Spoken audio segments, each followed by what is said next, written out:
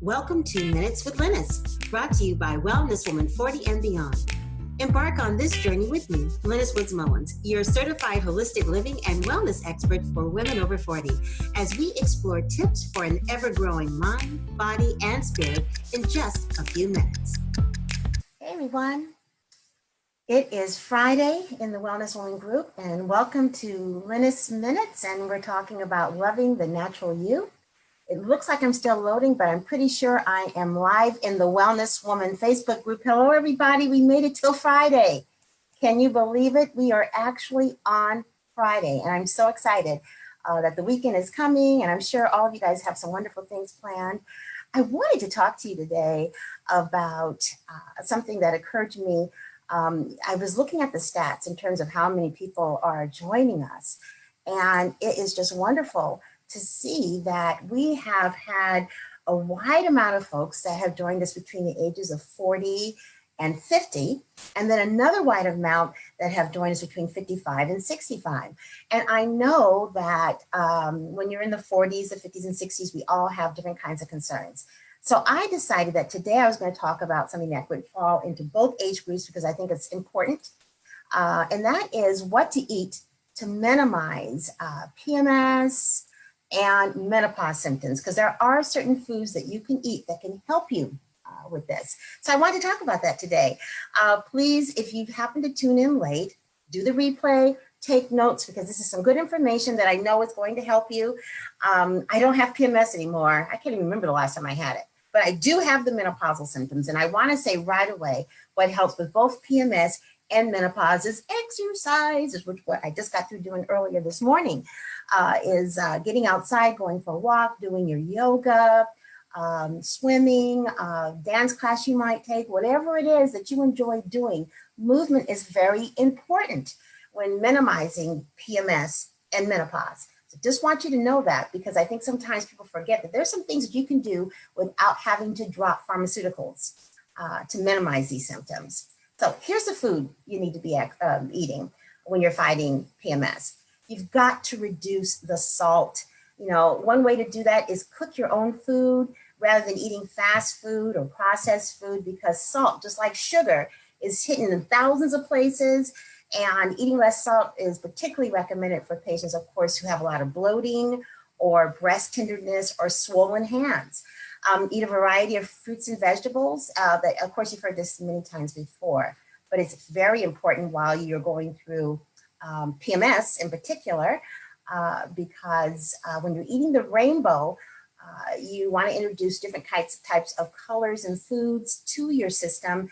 And dark green leafy vegetables like turnip greens and Swiss chard and kale are very rich in iron and vitamin B, and it can ward off fatigue. You know how you get really tired sometimes during PMS? If you're increasing your dark green leafy vegetables in particular, that can be very helpful. Drink plenty of water. I'm always talking about that all the time. At least 64 ounces of water daily to reduce the bloating that you get with PMS. You can also flavor your water, as I've talked about before, with lemons and limes or cucumbers if you don't like the taste of water. But if you can do those 64 ounces, that's great. And it's really not that hard to do. It means 64 ounces means what, 8 bottles of 8-ounce water? Well, a lot of times, I don't have it with me right now, I drink from this big old jar, and it's like 23 ounces. And I drink 3 of those, and I've got my 64 ounces. In fact, I've already done my 64 ounces this morning. So that's really important, and it's good for flushing out the toxins as well. When you're fighting the PMS symptoms, you want to make sure that you're getting your vitamin D. You want to make sure that you're getting plenty of calcium, because that can reduce a variety of symptoms. Vitamin D supplements can be very helpful, but you can find them naturally in foods like sardines, oysters, and salmon. Snacks and nuts, which also could have calcium or vitamin D in it. Instead of reaching for a bag of chips or that candy bar, try a bag of unsalted raw nuts, because nuts are rich in omega-3 fatty acids, which help you to feel longer, fuller. For a longer period of time, help you to feel full longer. What I like to do with my salads is I put almonds on my salads, because that helps to satiate. Almonds and avocado helps fill me up a lot more, especially since I'm going through this special diet thing that I'm doing right now. And I'm eating mostly salads, basically. And my snacks are cucumbers and hummus, or raw nuts and things like that. And it does seem to be working. Eat complex carbs when you are going through PMS, and to help fight that feeling of PMS. Foods that have complex carbohydrates consist of 3 or more natural sugars, which are very rich in fiber. And gradually, this causes a moderate rise in your insulin levels, which can kind of help you stabilize your mood and keep your cravings under control.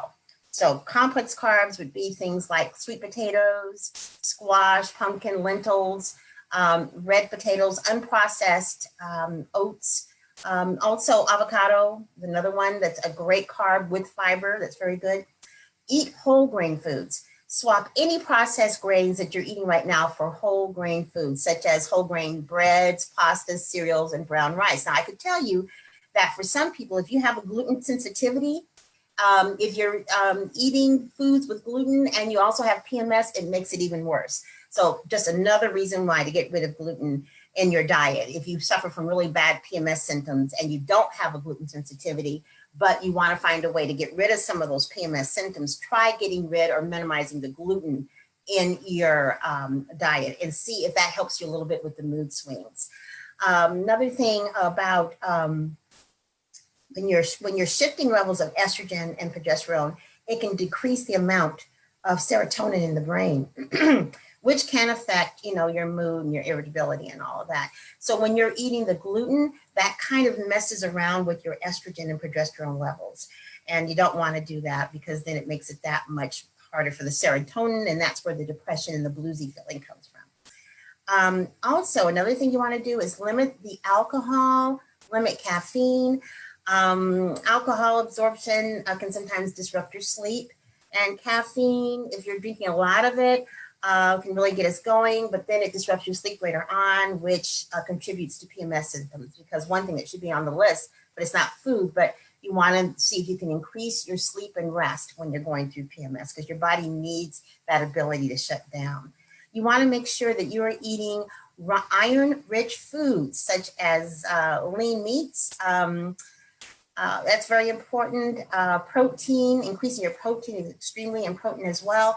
What happens sometimes when you're administrating female and dealing with PMS, what happens sometimes is you get anemic, and it's very important maybe to take an iron supplement to make sure that you're getting enough iron. Consult your doctor, have your blood panels done to find out where you fall, and to see if that might help also eliminate some of the fatigue you might be feeling when you're going through PMS. Now, for those of us like me, foods that can help you fight menopause. These are all foods we talked about before, but I just wanted to reiterate that these foods are also good when it comes to fighting the symptoms with menopause. Berries, for instance, are not only a great source of natural sweeteners, but they can help to fight fat, reduce inflammation, and reduce heart disease. And also it boosts your immune system. You might want to add them to your morning oatmeal, or toss a few of them with nuts and for a healthy snack. It's also good for your skin and keeps it glowing throughout the transition of menopause, because sometimes what happens with our skin, it gets kind of a gray pallor or an ashy pallor when you're going through menopause. Berries can kind of offset that. Salmon, of course, is rich in both vitamin D and omega-3, and both these nutrients are even more essential during menopause, because it can help to limit night sweats, and also the breast cancer risk that surfaces even more so when you're going through menopause. Another thing that's really important is cruciferous veggies like broccoli, cauliflower. They could be seriously beneficial for menopausal women to make sure you add that to your diet. It has a positive impact on estrogen levels. It increases the estrogen levels from a natural perspective, reducing the chances of breast cancer, and also increasing the calcium that you need, and also the fiber that you need to prevent the bloating and the weight gain. Any increase in fiber is important for menopausal females. because as we age, as you know, we get a little thicker, get a little heavier. That cortisol, makes us even thicker. Fiber helps to fight some of that in terms of regulating your system to fight the fat that might be adding on the pounds as we age. So, that apple a day keeps the doctor away. That's really true. Add an apple a day, and you're already well ahead of the fiber requirement. Eggs are vitamin D rich and full of iron. If you're going to do them, I would say use organic eggs. I know some of you are vegans and you don't use any eggs at all, but if you are not a vegan, eggs are very good. They're vitamin D rich and full of iron, and these are nutrients that women generally lack or they don't have enough of, and eggs is a great source to do it. Organic eggs are the best because they feed their chickens right, and they don't do anything weird or genetically modify them. So I would suggest if you're going to eat eggs, to eat organic eggs. And also, believe it or not, eggs have been shown to reduce cholesterol levels and heart disease and possibly obesity. Again, whole grains, yes, whole grains do in fact, those are good carbs like we talked about for PMS. They're also good for menopause as well because they are an excellent source of heart healthy, soluble fibers that you need to have in your diet all the time. Dairy products can be good depending on if you're lactose intolerant or not, whether you're a vegan or not, but it's a great, yogurt is a great menopause diet food because it's rich in calcium and vitamin D. One study of peri and postmenopausal women found that calcium and vitamin D rich foods like yogurt reduce early menopause risk by 17%, and it helped to reduce the symptoms of menopause. So definitely you want to include that in other probiotics because you want to have a really healthy gut. A few months back, we talked about leaky gut and what that was. And if you want me to, I can talk about that again because I think a lot of us suffer from leaky gut and don't even know that we do. And it's something that can really help to keep you healthy when you're on top of your gut health. There are millions of reasons to eat dark green leafy vegetables, of course, but it's also been linked to longevity. The more dark green leafy vegetables you eat, supposedly the longer you can have a longer life expectancy. And there's been plenty of studies to support this, but I think it's a combination of things that can extend your life. Of course, what you eat, you are what you eat, but you are what you do. So I think a good, healthy diet and also movement and exercise is very key. Another thing you want to add to your diet, if you haven't already, and you're fighting menopausal symptoms, is green tea. That's super important. Proteins are important, and they are essential for keeping our bodies strong, especially when we begin to lose muscle mass and bone strength. We need that protein. We need those amino acids to keep building muscle. You don't have to lose your muscle mass. You can fight against that. And increasing your protein is one way to do it. Going back to the green tea, is often touted as a weight loss tool. That hasn't been my experience. I can't say that it's done that for me, but green tea really is good for your heart.